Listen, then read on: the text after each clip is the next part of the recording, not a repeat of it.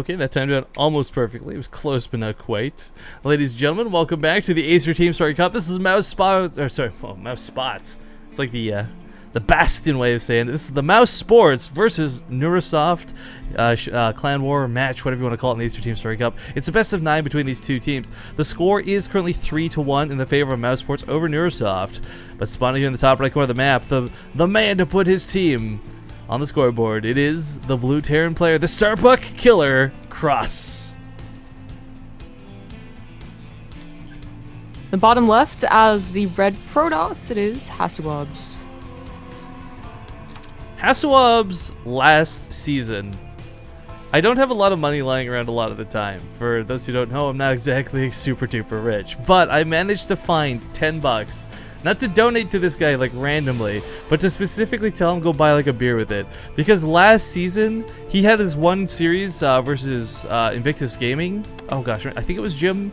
I want to say Jim. I can't remember which player it was precisely that. No, Max said. And HasuObs just had this really good set. And then the next day, he had done a Zotac Cup, I believe, and impressed me even further. And I always knew HasuObs was a good player, but he was on fire this particular weekend. And I was like, dude, I contacted the mouse manager. I was like, can you get me HasuObs PayPal? I need to buy this guy a beer. He played so freaking well.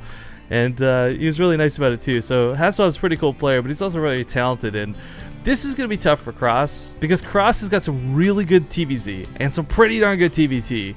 But I think like a lot of Terran players right now, his TVP is where his shortcomings fall. You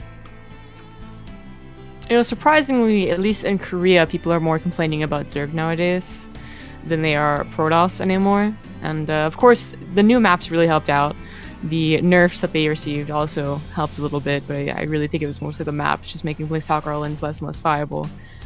But it's still definitely a stigma, I guess, that's still trying to go away in America and Europe, Reddit. Just gonna fall in the probe around. It's not like he's gonna get too much sun. I do like the Reaper coming out of Krass, though. Again, one of the... I feel like the single most important thing for a Terran player to do in this matchup is scout. Know the exact tech path your opponent's doing. Because it's quite frankly ridiculous how quickly an Oracle, a Dark Templar, like these little things can end the life of a Terran player. I was wondering what HasuObs' plan was with the pro being kind of hidden like that. I guess he hoped that the ACV would go into the main immediately instead of blocking it like it did here. And it failed because he still got the Nexus down. But Krass still gets the good scout in. Of course, seeing that Nexus already tells you that they're probably not going to be, you know, really aggressive. You don't need to throw down an emergency bunker. Oh man, emergency bunkers. Now, there's only one barracks coming out of Krass at the moment. This is fine for now. But again, one of the biggest things paranoid on your mind is... oh, I missed first blood. Sorry, guys. It is, you know, the Stargate. You know, it's... You can worry about Dark Templar all day. You can worry about Robotech and Colossus. As, I mean, let's be honest, a lot of the times it is faster Robos more often than not now. But it's still, whether it's proxied or from the base, an Oracle can be the most deadly freaking thing in the universe.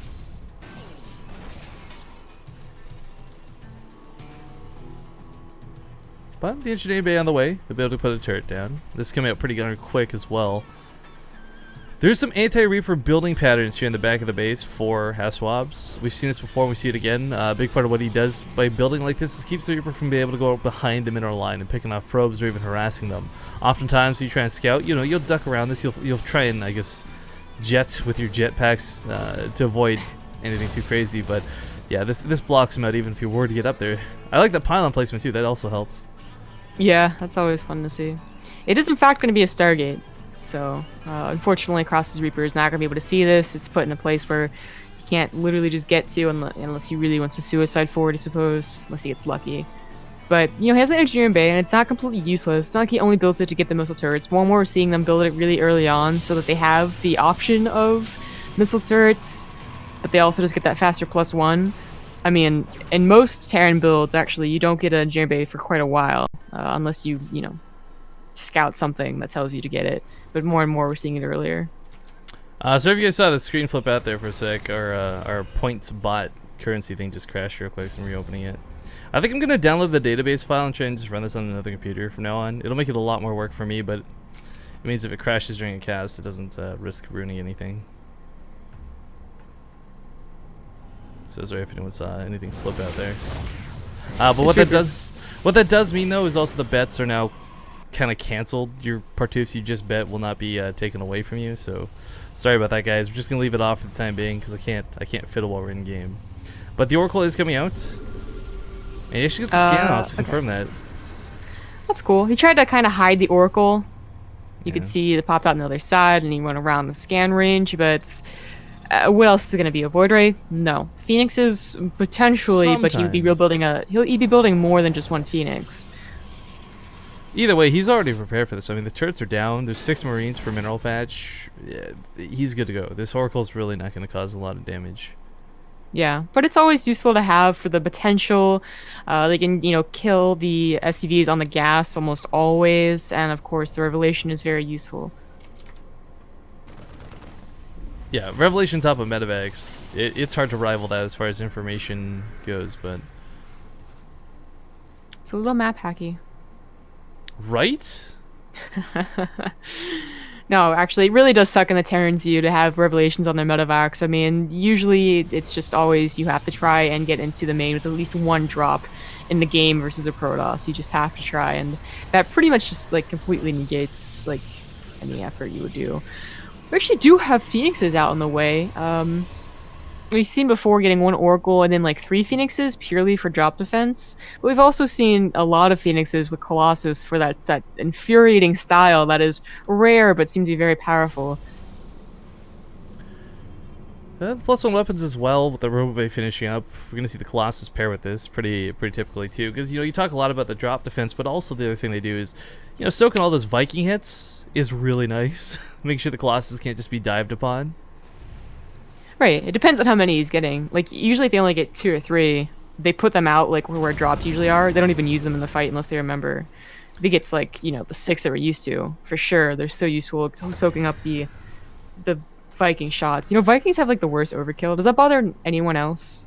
Like, they'll shoot, like, all of them will shoot on 1 Phoenix. It takes forever for them to reload again. Actually shoot the Colossus.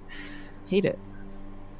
I think we all know that feel. But also, we talk about the overkill. They've also got some really crappy damage sometimes, too. Did he just do the worst Revelation ever? I don't think it was the worst. Oh, no, it did hit the Medivacs. I thought it only hit the rocks. I was like, oh, really? I didn't even realize it would tag the rocks. I didn't know it could do that. Well, let's go full vision of the rocks. That's great.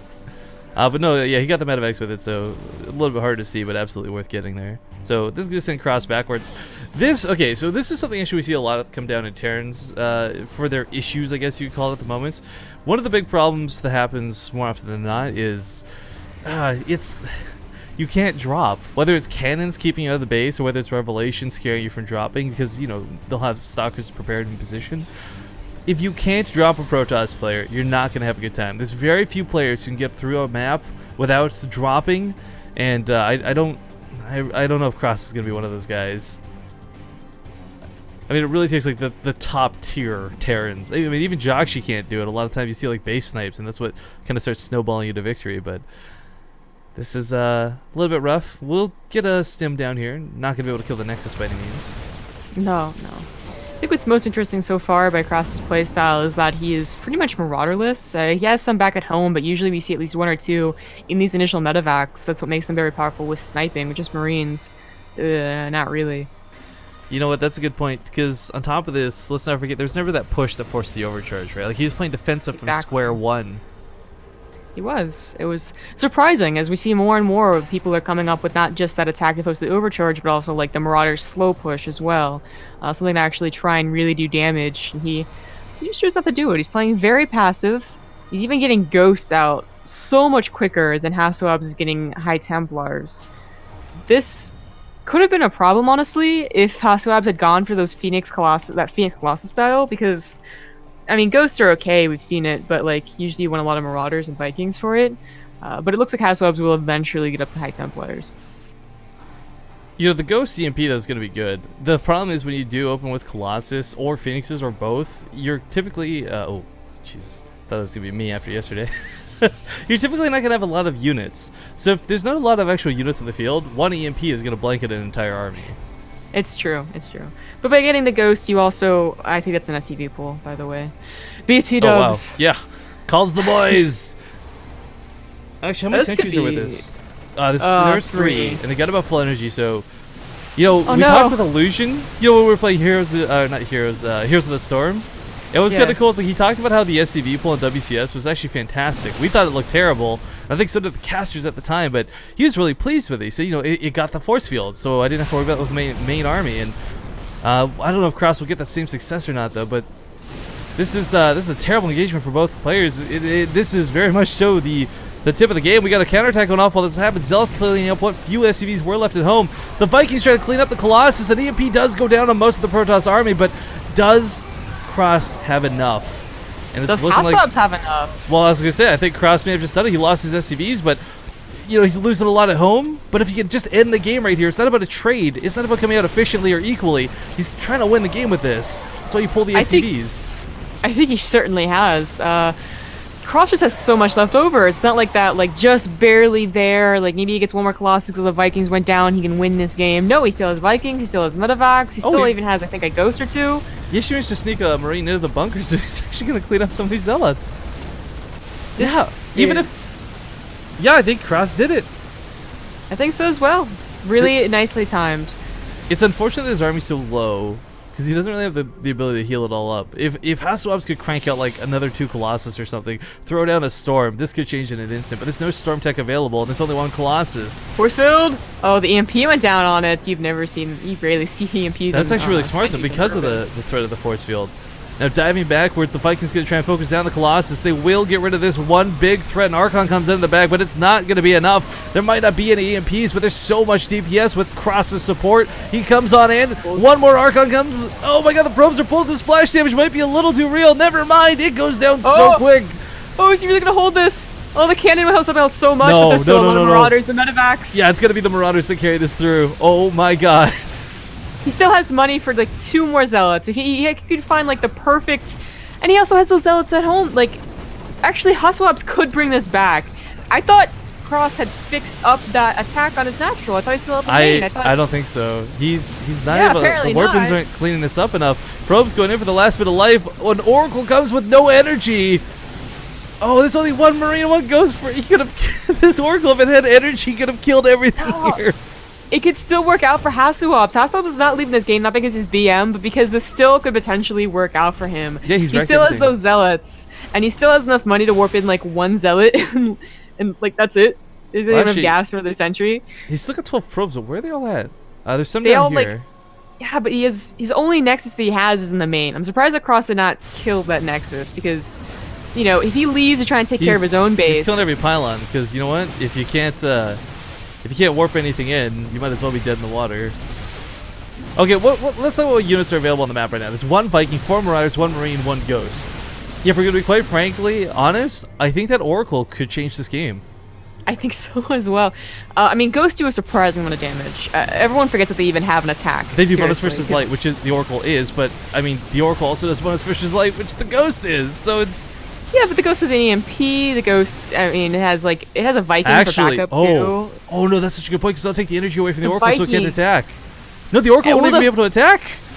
Yeah, either that or the Viking just lifts and kills it. Okay. You say lifts and kills it, but it's going to take a while. It's 1 Viking. Well, I don't think... I guess the EMP is going to be more useful, but still... He goes in, with the EMP go off, he's trying to dodge the EMP, he just lifts up. But this lets him go back to mining. Oh, but so Krass is also mining though. Like, he's mining off of 2 bases. This is okay. I really think that the longer this goes on, the better it gets for Krass. Yeah, I think HasuObs had to come back immediately with those Zealots and found him like in a choke or something, like up against a wall to even kill off this army. This isn't gonna work out. Tries to focus the Ghost once again. He's just wasting the Oracle energy. He thinks that's enough to kill his army. Oh god, we got a pylon coming down to repower everything here, but it's 1 pylon. It's the Artosiest pylon of all time, and it's not going to get up. Unfortunately, it goes down, and this is looking like NewRoSoft is going to change the score now from 3-1 to 3-2. I think so. I really do. What a crazy way to finish this then. Krass's income, by the way, guys, looks fantastic. He's got mules, he's got SCVs. Even if this whole army here got cleaned up, Krass can produce. He saved his barracks. GG is called exclamation marks because HasuObs knew it. All right.